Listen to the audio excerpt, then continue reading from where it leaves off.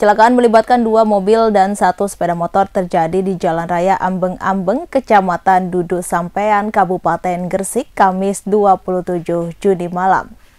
Beberapa korban ada yang mengalami luka serta kondisinya kritis, kini menjalani perawatan di RSUD Ibnu Sina, Gresik. Kecelakaan bermula saat mobil Suzuki R3 berwarna hitam S1032LO melaju dari arah Gresik menuju Lamongan. Tiba-tiba mobil oleng mengambil jalur sebelah kanan dengan kondisi berputar. Di saat yang bersamaan, mobil pick-up Daihatsu Bernopol W8528PD yang dikendarai 2 orang berjalan dari arah berlawanan. Jarak yang terlalu dekat, kecelakaan tidak dapat dihindari, terjadilah adu banteng antara R3 dan pick-up tersebut.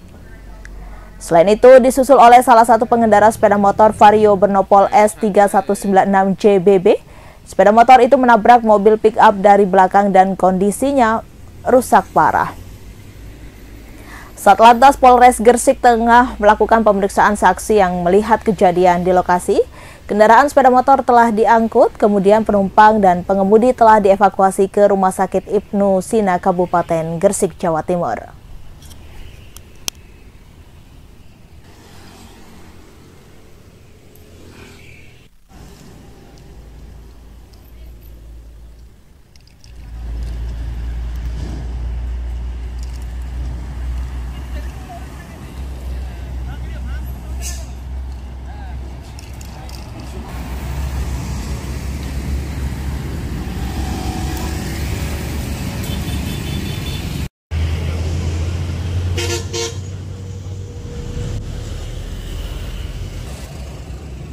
Berarti kayak adu banteng ngono kuwi.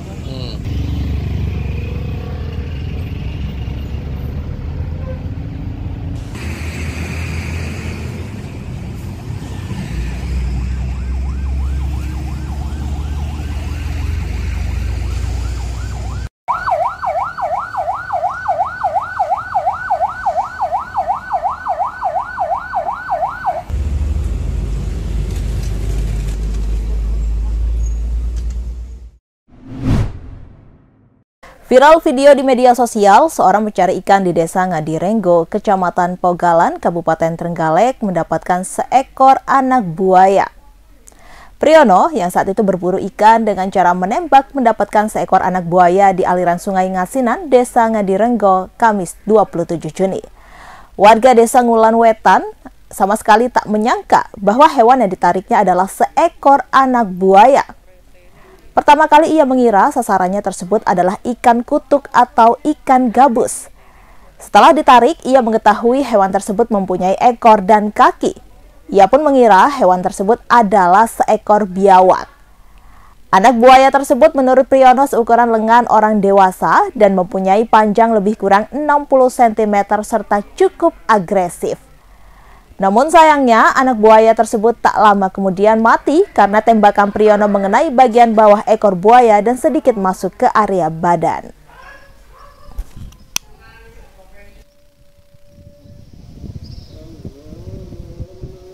Anggota TNI wonten. Kasus Pak Triman jenengan semerep mboten? Pak Triman. Bisa jelaskan untuk kronologi penemuan anak buaya kemarin bagaimana? Oh, gini Mas. Ceritanya itu kan saya itu kan hobinya nembak ikan di maser gitu lah, mencari ikan lah namanya. Mula-mulanya itu saya melihat seperti bayangan hitam di atas pokok bambu yang apa itu namanya, yang agak tenggelam gitu loh. Di situ tuh terlihat bayangan hitam. Kemudian itu saya kira ikan lah. Kemudian saya shot, dan akhirnya setelah saya shot kena dan saya ukal, ternyata yang naik seperti yang lagi viral ini, anak buaya itu loh. Padahal saya itu nggak menyangka kalau di situ ada buayanya. Ternyata kok buaya beneran gitu loh. Lokasinya di mana itu Mas? Lokasinya di Ngadirenggo, di Kecamatan Pogalan, di Sungai Ngadirenggo, dekatnya Mas Cemeng, belakangnya Mas Cemeng. Itu jauh dari permukiman warga atau enggak Mas? Kalau itu ya agak lumayan jauh Mas. Tapi di sekitar sungai itu biasanya warga itu mencuci kebo. Kebo itu Mas. Setiap harinya di situ seperti pekerjaan mereka itu di situ buat mencuci kebo. Di situ saya takutkan nanti kalau ada yang lainnya lah, ada kawannya, ada mak bapaknya atau gimana, itu saya kan kurang tahu. Jenengan berburu ikan di lokasi tersebut baru pertama kali Mas? Iya Mas, baru pertama kali itu. Sebelumnya saya kan juga hobi saya berburu, tapi jarang nggak pernah ke situ. Saya ya agak jauh-jauh lah, di Munjungan, di Waduk Wonorejo, dan di Tulungagung biasanya sih. Ya karena iseng-iseng lah, nggak ada kegiatan saya. Orderan ojek online atau ojol sepi membuat pria asal Ambengan, Kecamatan Genteng, Kota Surabaya berinisial RN 23 tahun nekat mencuri motor. Sudah 4 lokasi yang disatroni oleh tersangka RN bersama seorang rekannya yang kini menjadi buron berinisial SG. Bukan hanya di Kota Surabaya, wilayah Kabupaten Sidoarjo juga menjadi sasaran aksi pencurian. Tercatat, tersangka RNCS telah pernah menyantroni 3 lokasi di Kecamatan Sukodono, Kabupaten Sidoarjo, Jawa Timur. Sedangkan wilayah Kota Surabaya yang menjadi target operasi pencurian motor yakni di Jalan Genteng, Kantong, Kota Surabaya. Namun aksi kejahatannya yang kesekian kali tumbang setelah upaya pelariannya berhasil digagalkan oleh anggota tim anti bandit Polsek Genteng Polrestabes Surabaya. Hal itu diungkapkan oleh Kapolsek Genteng Polrestabes Surabaya Kompol Bayu Halim Nugroho pada Rabu 26 Juni. Sementara itu, Kanit Reskrim Polsek Genteng Ibtu Harsya mengatakan tersangka RN juga merupakan eksekutor pencurian motor. 2 tuas alat kunci T yang digunakan sebagai sarana membobol lubang kunci motor merupakan alat buatan dari pelaku SG yang buron. Harsya menambahkan, motor hasil pencurian langsung dijual ke seorang penadah di Pulau Madura seharga kisaran 3 hingga 5 juta rupiah. Inilah tampang terduga pelaku pembunuhan dan pengecoran pegawai koperasi di Palembang.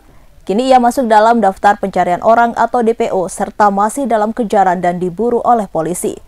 Mengutip Tribun Sumsel pada 28 Juni, terduga pelaku dikabarkan bernama Antoni.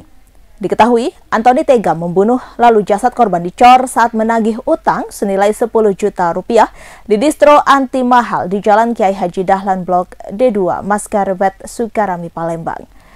Hal itu disampaikan oleh Kapolrestabes Palembang, Kombes Pol Haryo Sugihartono pada 26 Juni 2024. Antoni diduga menjadi pelaku utama pembunuhan AEP berusia 25 tahun.